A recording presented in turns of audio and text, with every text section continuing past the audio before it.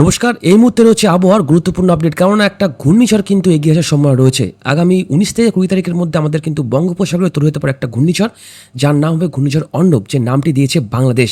এই মুহূর্তে যার স্পিড আমরা দেখতে পাচ্ছি, সর্বোচ্চ গতিবেগ কিন্তু প্রায় রয়েছে 70-এর কাছাকাছি, আর এই গতিবেগ কিন্তু আস্তে আস্তে অনেকটাই বাড়বে।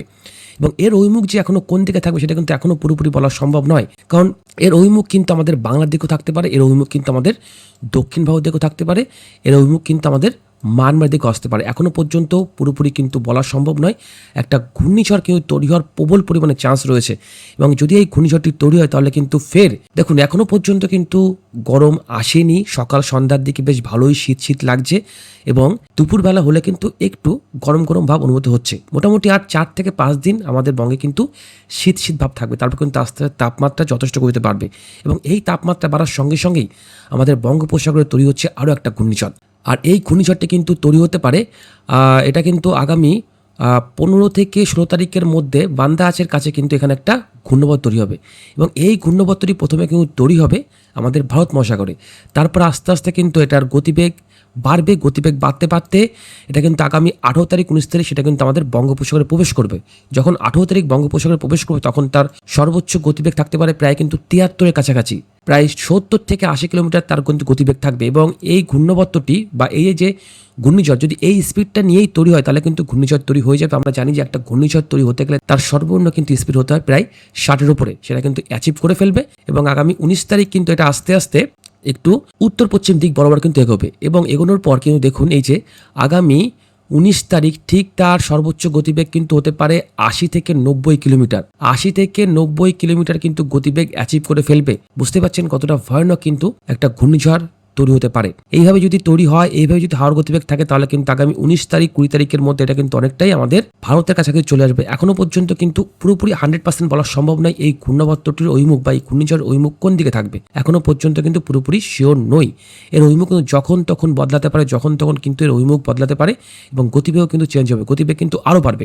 এই মুহূর্তে আগামী 20 তারিখ সেটা কিন্তু অনেকটা উত্তর পশ্চিম দিক বরাবর দেখলাম গা ঘেঁষে যাচ্ছে, এবং তার প্রভাবে কিন্তু প্রচণ্ড পরিমাণে বৃষ্টিপাত রয়েছে। এবং ফের কিন্তু বঙ্গোপসাগরে যারা মৎস্যজীবীরা আছেন তাদের কিন্তু আবারও সতর্কবার্তা দেওয়া হবে। দেখুন, আর মোটামুটি 7-8 দিন পর থেকে শীত একদম কমে যাবে। এরপর কিন্তু আস্তে আস্তে ব্যাপক পরিমাণে কিন্তু এবার ঝড় বৃষ্টিপাত রয়েছে। আপাতত অভিমুখ যা দেখতে পাচ্ছি আমাদের দক্ষিণ ভারত দিকে রয়েছে, তো আমরা পরবর্তী আপডেটে আপনাদেরকে জানিয়ে দেবো এর অভিমুখ কোন দিকে থাকবে, আর যখন এটা আমাদের উপকূলে প্রবেশ করবে তখন তার সর্বোচ্চ গতিবেগ কত থাকবে, এবং তার প্রভাবে আমাদের বাংলাতে ঠিক কী কী পরিমাণে ঝড় বৃষ্টিপাত রয়েছে। তো অবশ্যই আমরা এদিকে চোখ রাখবো। তো আসুন একটু এই মুহূর্তে দেখে নেবো আগামী কয়েকটা দিন আমাদের বাংলার ওয়েদার কেমন থাকবে। আমরা চলে আসবো বৃষ্টিবজ্র মোডটাতে। এই মুহূর্তে দেখি যদি, তাহলে দেখুন রোববার দিন আকাশ পুরোপুরি পরিষ্কার থাকবে। এরপর সোমবার, মঙ্গলবার, এদিকে বুধবার, বৃহস্পতিবার দিয়ে কিন্তু খুব সামান্য পরিমাণে আমাদের এই যে গ্যাংটক, দার্জিলিং এখানে কিন্তু খুব ছিটেফোঁটা পরিমাণে বৃষ্টিপাত রয়েছে। এরপর আগামী 13 তারিখ, 14 তারিখ, 15 তারিখ, মোটামুটি আগামী কয়েকটা দিনের মধ্যে কিন্তু আমাদের পাহাড়ি এলাকাতে ব্যাপক বৃষ্টিপাত রয়েছে, কারণ এই পশ্চিমী ঝঞ্ঝের কারণে।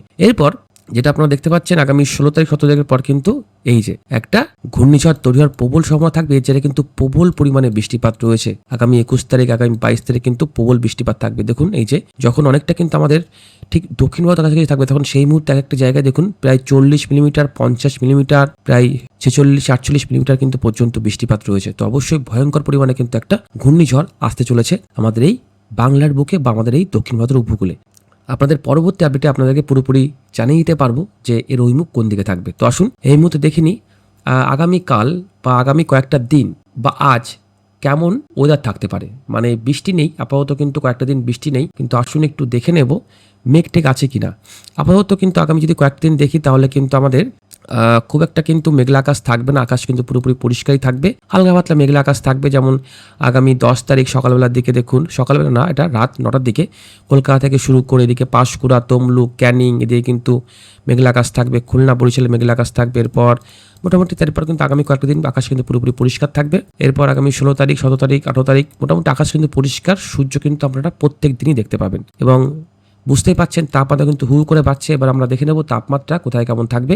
8 তারিখ যদি আমরা সকালবেলা দেখি তাহলে 8 তারিখ সকালবেলা আমাদের দক্ষিণবঙ্গ এবং দক্ষিণ বাংলাদেশে কিন্তু তাপমাত্রা অনেকটা বেশি থাকবে, এবং উত্তরবঙ্গ এবং উত্তর বাংলাদেশে কিন্তু তাপমাত্রা প্রায় 3 থেকে 4 ডিগ্রি কম থাকবে আমাদের দক্ষিণবঙ্গ এবং দক্ষিণ বাংলাদেশের তুলনায়। আগামীকাল আমাদের কলকাতা থাকছে 16 ডিগ্রি, এদিকে কৃষ্ণনগর থাকছে 15 ডিগ্রি, দুর্গাপুর থাকছে 15, আসানসোল 14, পুরুলিয়া থাকবে 14, খড়গপুর 16, এদিকে হলদিয়া 17, তেহট্ট 15 থাকবে, এদিকে মালদা থাকবে সেম 15, এদিকে উত্তর দিনাজপুর, দক্ষিণ দিনাজপুর থাকবে 14 থেকে 15-র মধ্যে, ইসলামপুর থাকবে 15, কিষানগঞ্জ থাকবে 16, এটা পরে বিহারের মধ্যে। তার সঙ্গে এদিকে শিলিগুড়ি থাকছে 15, জলপাইগুড়ি 16, দার্জিলিং 10, গ্যাংটক 5।